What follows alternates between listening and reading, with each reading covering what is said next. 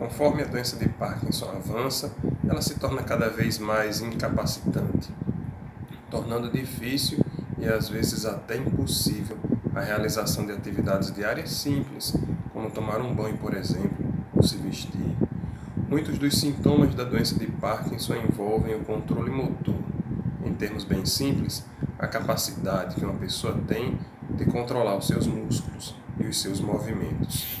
Vamos hoje aprender um pouco mais sobre os sintomas motores relacionados à doença de Parkinson.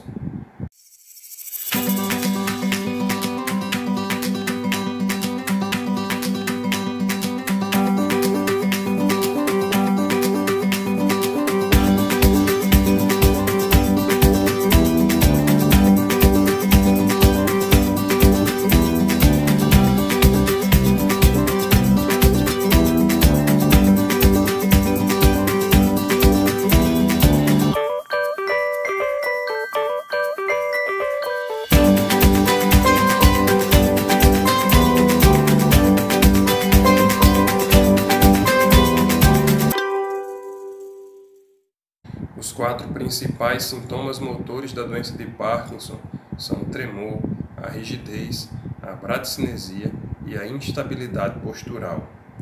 O tremor é o sintoma motor mais reconhecido da doença de Parkinson. Possivelmente o mais comum, ele se define por uma agitação involuntária e rítmica de um membro, cabeça ou mesmo do corpo inteiro. Muitas vezes começa como um sintoma ocasional em um dedo, em um local bem específico, que eventualmente se espalha para todo o braço, por exemplo. Inicialmente pode afetar uma parte do corpo ou um lado específico do corpo, mas com a avançada doença, ele evolui para uma distribuição mais generalizada e para uma ocorrência mais frequente. A rigidez é definida como inflexibilidade dos músculos e das articulações. Ela muitas vezes começa nas pernas e pescoço e afeta a maioria das pessoas com Parkinson.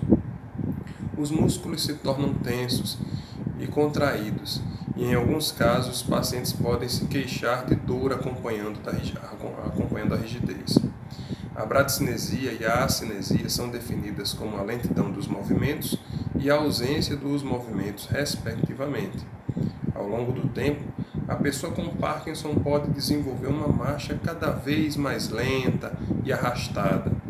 Com a avançada doença, ela também pode perder a sua capacidade de iniciar e se manter em movimento, podendo evoluir para uma total incapacidade de se movimentar, a qual chamamos de acinesia. Esse tempo em que ele fica parado sem conseguir se movimentar é denominado fenômeno do congelamento.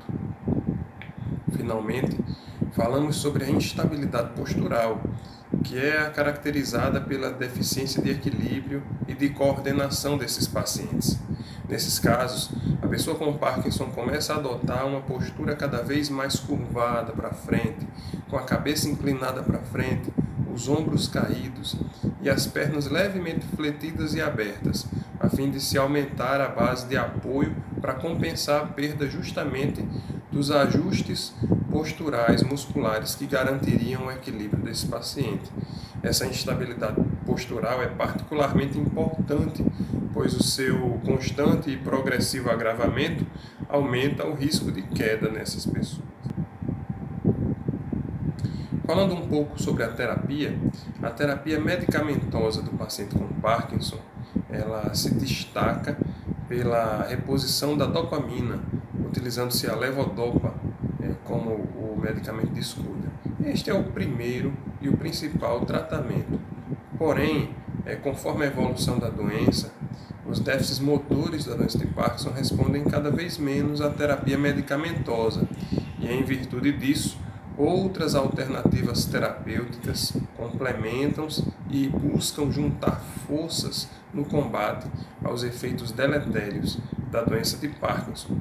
Por exemplo, nós citamos aqui a cinesioterapia ou a terapia por exercícios, a terapia com realidade virtual, a terapia neurocognitiva, como por exemplo técnicas de imagética motora, e mais recentemente a neuromodulação, seja ela cirúrgica ou seja ela não invasiva.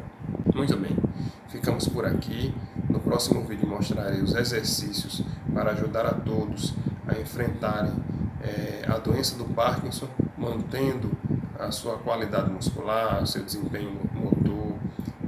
Esses exercícios vão ajudar as pessoas a manterem, certo? São exercícios simples que podem ser feitos em casa.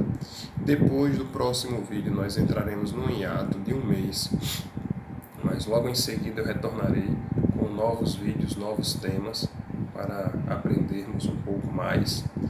Desejo a todos muita saúde física, muita saúde emocional, um grande abraço e até breve.